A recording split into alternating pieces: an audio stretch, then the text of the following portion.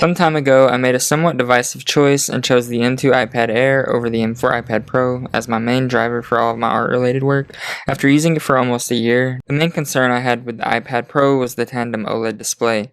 Spending long hours working on a single painting could cause potential burn-in and odd hue shifts on the screen, which could be detrimental to the painting process. I've dealt with this before with an OLED tablet, so it was a major concern for me. Another factor was the price. At the time, the 11-inch Pro cost the same as the 13-inch iPad Air. As an artist, screen real estate is important, so I try to get the most for my money. For example, you could get the M4 iPad Pro with 512 gigabytes of storage, or an M2 iPad Air with 1 terabyte for the same price. Since storage on iPads directly affect the number of layers you can use, this was a significant consideration. The reason I opted for the newer gen iPad Air instead of an older gen iPad Pro, which would have solved the price and the OLED concerns, is simple. The older Pro models didn't support the newer Apple Pencil Pro. As an artist, those features were a must. Right off the bat, I can say that I regret not getting a higher storage variant of the iPad Air. I went with the base 128GB version, thinking I wouldn't need much since I planned to use this device only for art, or so I thought. After about 7 months, my storage was running low. I ended up paying for the iCloud subscription at 99 cents per month for the 50 gigabytes, which helped a lot. However, I quickly ran through that, so I'm now looking to upgrade to the 200 gigabyte option. Offloading files to iCloud freed up almost all of my local storage, making it manageable, though a little annoying.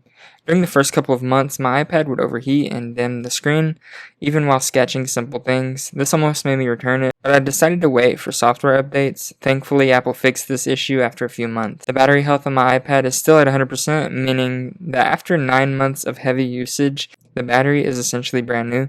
I keep it plugged in the entire time I'm working, so I don't know if that affects the longevity. However, when I do use it unplugged, the battery is something I never have to worry about. There has been days where I've sketched on the iPad while watching a movie with my wife, and by the end of the film, the battery is still at 100%.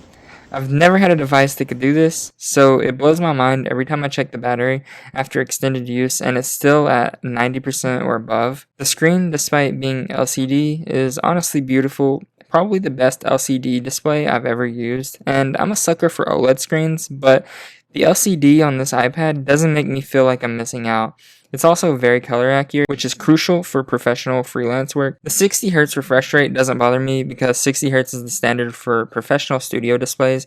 While the 120 on the Pro is nice, it's not necessary. Drawing on the iPad Air feels incredibly accurate, even compared to professional studio tablets, which often have more latency somehow. The 60Hz display on the iPad Air feels just as smooth as 120, so even when sketching quickly, I don't notice any lag. The pressure sensitivity on the iPad Air with the Apple Pencil Pro feels like the full 8192 level pressure sensitivity you'd get on a studio tablet, even though it only has 4096. I'm not sure how Apple achieves this, but it feels amazing. In contrast, when I was using my Samsung Galaxy Tab with the same 4096 pressure sensitivity levels, it felt like a significant downgrade compared to my 8192 level Studio tablet. Apple really has nailed the feel of the pressure sensitivity, though I'd love to see an Apple Pencil with even more pressure levels in the future. After a few months of heavy usage, I noticed a scratch on the screen, so I ended up getting a non-matte screen protector. I'm not sure if the scratch came from drawing or my cat's jumping on the iPad while it was on my desk. If you have cats, you know how curious they are. They were enamored with the iPad and kept trying to lay on it.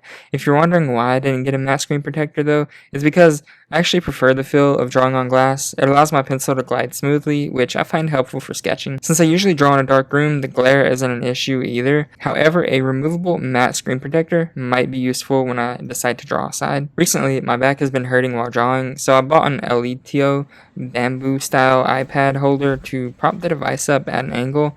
It's wide and table-like, giving my hands a place to rest while painting, making it feel like I'm drawing on a tilted art table. I love the texture of it. I'll link it in the description if you're interested. After using it, I'd say it's a must-have if you plan to use your iPad for more than a few hours a day. I also recommend getting an external SSD.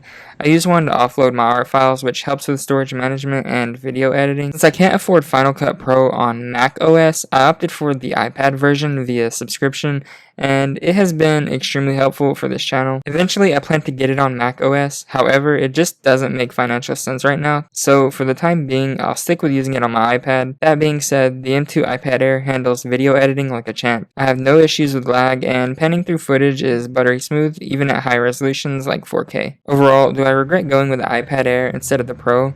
Absolutely not. It handles everything I throw at it like a champ, and the only real issue I've had is the limited storage space I opted for. I do think Apple should make the 13-inch variant of the iPad Air come standard with at least 250 gigabytes of storage, but 128 is manageable, if a little annoying.